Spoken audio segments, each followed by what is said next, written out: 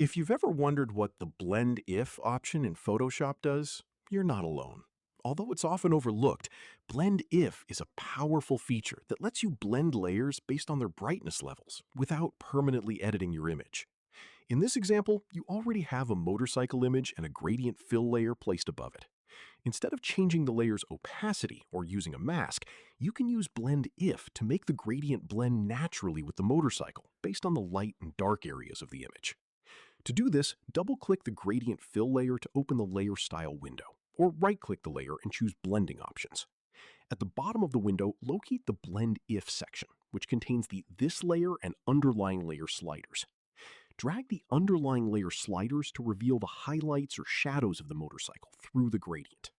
For a much smoother and more realistic transition, hold the Alt key on Windows or the Option key on Mac while dragging one half of a slider to split it. Continue adjusting the sliders until the gradient blends seamlessly with the motorcycle, creating a natural lighting or color effect without damaging the original image. Once you're satisfied with the result, click OK to apply the changes. That's it. Blend If is a fast, non-destructive technique that gives you precise control over how layers interact, making it an essential tool for creating realistic composites and professional-looking edits. Thanks for following this tutorial, and be sure to check out more Photoshop tips and tricks to continue building your editing skills.